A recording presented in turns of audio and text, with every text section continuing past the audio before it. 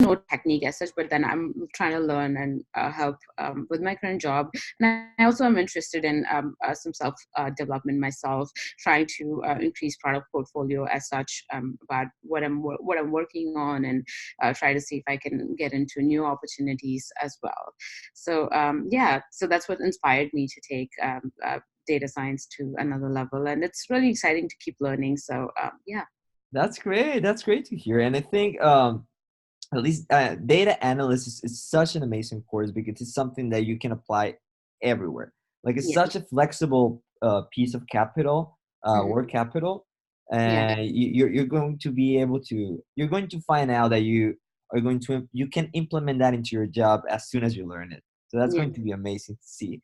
Well, that's Yeah, great to I'm hear. excited about it. I'm already able to apply a lot of like the Python stuff that I'm learning into automation Right. stuff, and it's just pretty cool. So I'm really excited about learning furthermore. And I saw the whole list of syllabus and everything else, so it was really good.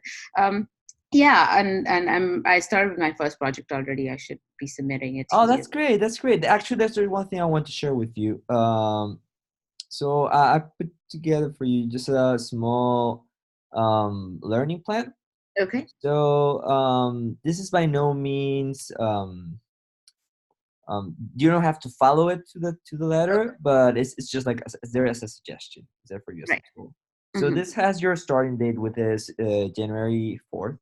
Yeah. And basically here it assigns a day for each of the lessons, Mm-hmm. and it tells you when you have to submit your different projects. All right. Okay. Yeah. So, for example, today is January 11th. So today will be completing the project. No, yeah, it's 11. Exploring weather trends, which you will find easy, Yeah. and then you can just see how many days we have assigned for each lesson. Now, this is taking into consideration that you're putting in approximately 5 hours per week, something Mm-hmm. like that, 5 to 10 hours, depending on the person. Right. Um, so feel free to use this, or feel free to progress faster if you wish to do so. So this Mm-hmm. is just there for you as a tool. All right. Okay.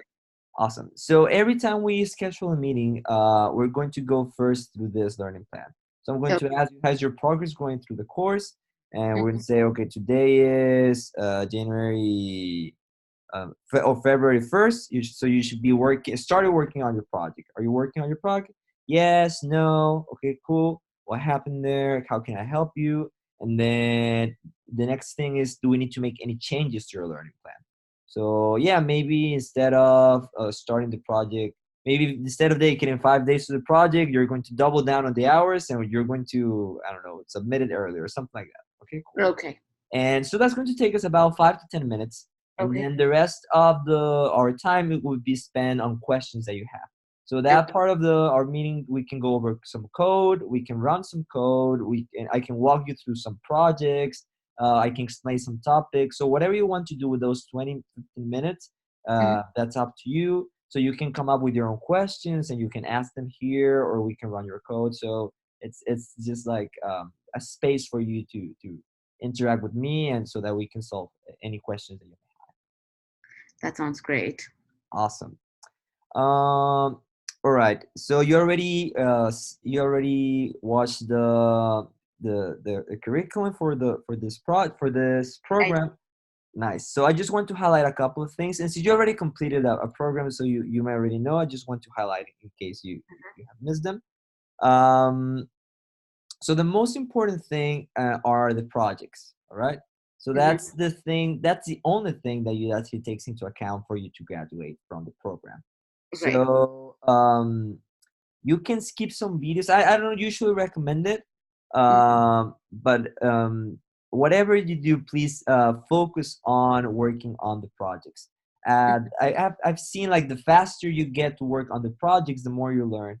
So I suggest watch the videos, take some notes. If you didn't catch everything from the video, ask me a question through the Student Hub. But try to get to the project as soon as possible, because that's where the learning actually happens, Of or course. the learning actually gets cemented in your brain. Right. So that's one thing. The other thing is that you have access to some extracurriculars here on Yeah. this lower corner of your classroom. So you have intro to machine learning, I believe. This might vary depending on the current version of the program. Yeah, I But have all of those. I know I finished the third, fourth, and fifth because I finished them in the previous course. It's already like marked as I'm oh, done. that's great. Awesome. So All right. I also started with the intro to machine learning as well. I'm doing it like side by side whenever I have like Oh, extra time. that's great. You said you finished the Matrix or the sequel? No, this SQL, Python, and GitHub. Oh, you already finished this. Awesome. Did you like the sequel one?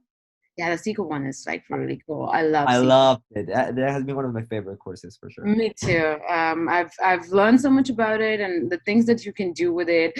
I know Excel's like great for all these things, and half the time I'm like googling, hey, what does it take to do this in Excel? But in Right. SQL, and I'm like, hey, bring it on! I'm gonna do. Right. Yeah. I loved It's it. Love pretty it. cool. Yeah, Yeah. And I think like the way that the course progresses, that's it's like really, really cool. yeah. Awesome. So you know about this. Then obviously we have the student hub, where you can ask your questions. So I Mhm. check this every day. So feel free to pose your questions here as soon as they arise. Mhm. You can share some screenshots of your code as well, and I can get to it back to you in 24 hours.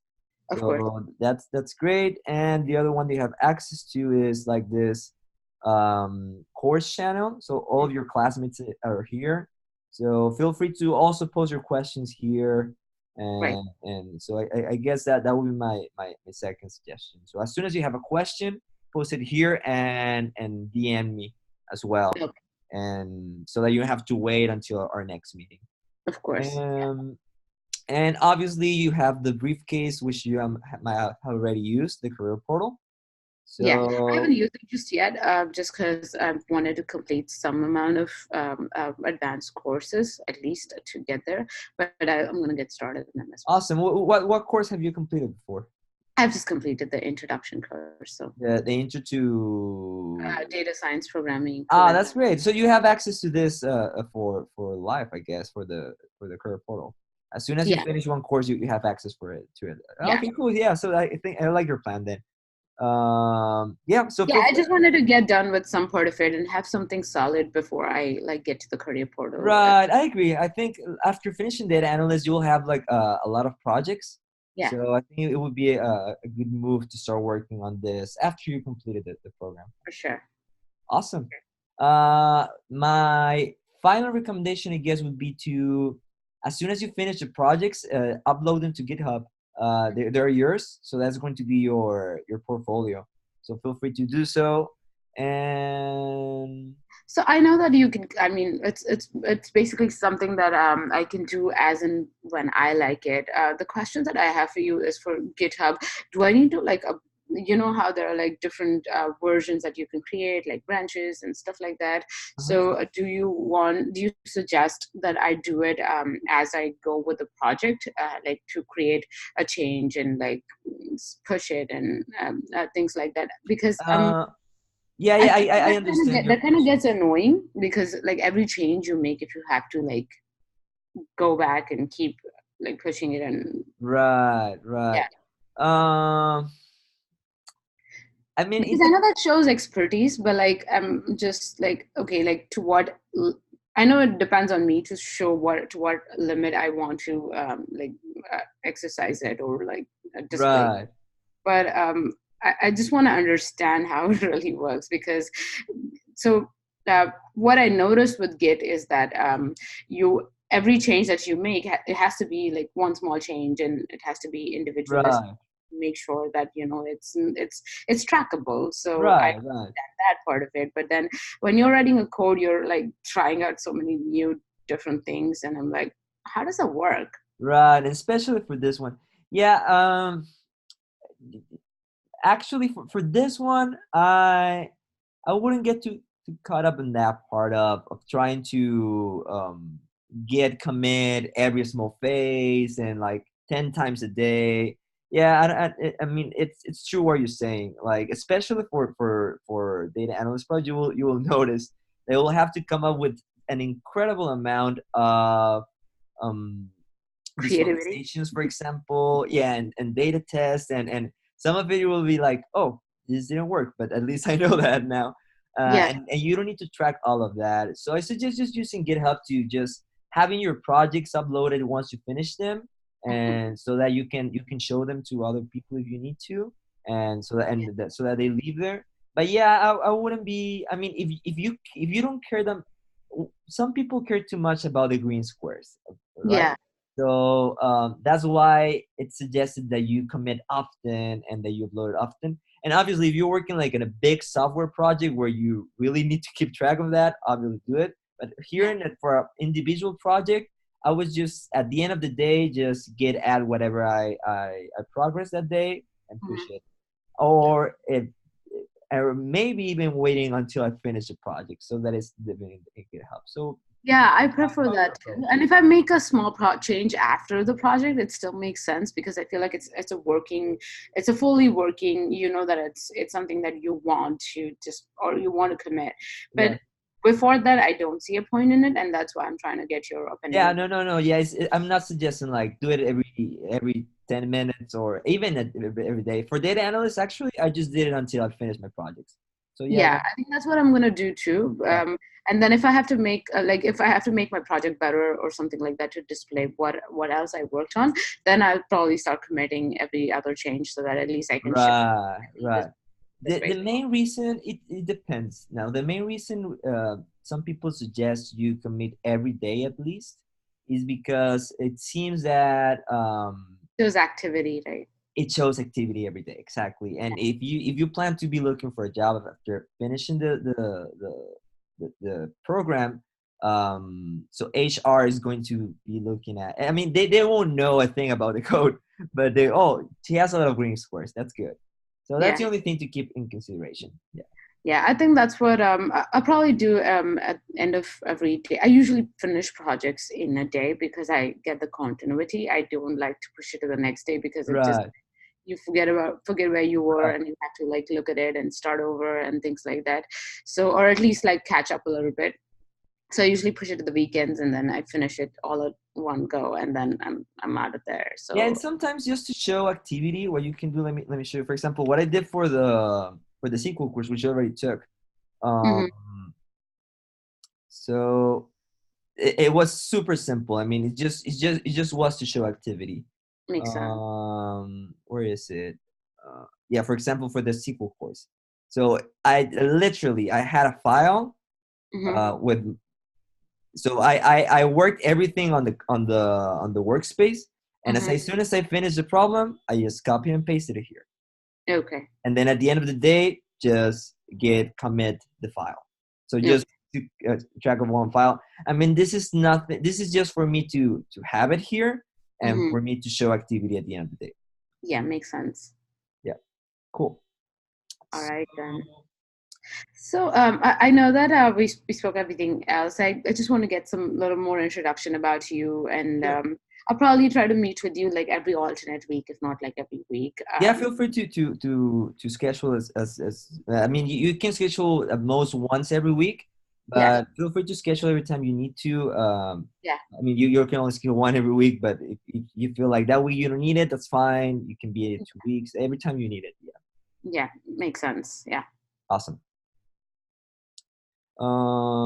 So what else can I tell you about me? So are you working currently, or are you like just to get like your background and like what you're doing and to have an idea?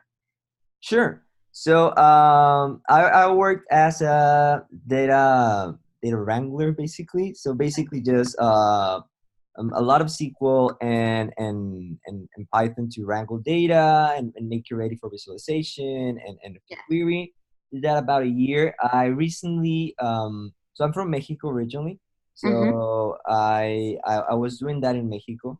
Okay. And I've recently applied for my residency in the United States. That's So yeah, and so I'm currently in that 3 4 months where you cannot work. mm-hmm. So meanwhile, I'm doing another program called App Academy for Okay. software development. Yeah, I know App Academy. Yeah, Are you coming to the Bay Area? I'm planning to come to the Bay Area for sure. Yeah. Okay, cool. Oh yeah, we should definitely catch up then. I'm in the Bay Area too. Oh, that's amazing. That's great. Yeah. Yeah. So as soon as I finish App Academy, I'm planning on applying on some jobs in the Bay Area for sure. That's cool. All right. So you have. So what are you? What you're taking courses on App Academy, not anything on Udacity currently. Not currently at Udacity. No, the last one that I took in Udacity was data engineering. That was about 6 months ago, basically. Okay. Does that include big data and stuff like that? It does include a little bit of big data. Actually, I have the program here if you want to take a look at it. Where is it?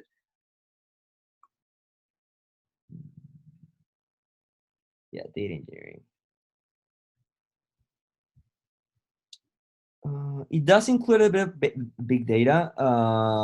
It starts with data modeling, which is Postgres and Apache Cassandra. Mm-hmm. So that's not big data. And then you start with data warehouses. It's not big data yet. It can be big data, but if you're using a lot of different machines, so Okay. you definitely get an introduction to it. I don't remember where exactly. But most of it you won't be using different machines. You will be working with one S3. You will be working with AWS. Yeah. Uh, and it's basically creating ETL pipelines and Right. and using either warehouses with data lakes or data pipelines. Of So it's course. not focused on big data. Mm-hmm. You get an introduction to it, but it's mainly how to implement ETLs with different approaches. Cool. That's the bulk of it. Cool. So is it interesting? You finished this already. Yeah, I finished this one. Yeah. All right. Yeah, it's cool. I like data analysis. I mean, I loved it. I love data Yeah. analysis. That course I think was one of, from at least from what I heard. I only took these two courses, but it's Mhm. one of the Udacity's best courses for sure. Right. Yeah. Um, Yeah, I really like the intro course as well, and that's why I decided to progress on further on to data analyst. Um, I'm also interested in. I'm taking a machine learning course with Stanford on the side, which is basically the Coursera Andrew Ng oh course. yeah, I've heard about that one. How are you liking it? Yeah, I really like him because he makes everything so clear and like it's that course is very algorithm oriented course, so you're learning a lot of algorithms, and he also uses Octave to do most of his coding. He doesn't use like Python, so Okay, that's it's fun. different. Like it's you're learning something new as well. At the same Yeah. time, Octave is like a really good interface in terms of like getting visualization of all the data that you're processing and like Right. outliers, and it's fun. It's a lot of fun. I'm still on it, but I'm not completely. I'm taking that very lightly just because it doesn't have like I'm not keeping a deadline for it because I'm Right. learning. I'm still brushing up with my basics and stuff over here at Udacity because they're really good with basics at Udacity. So I haven't gone Right. on to further advanced courses, so I don't know how they're with advanced courses. But I also wanted to be learning machine learning side by side. So Right. Right. So are you planning? Well, it depends on this course, I guess. But from data analysis, would you like to progress then to the data scientist yeah, program? yeah. Awesome.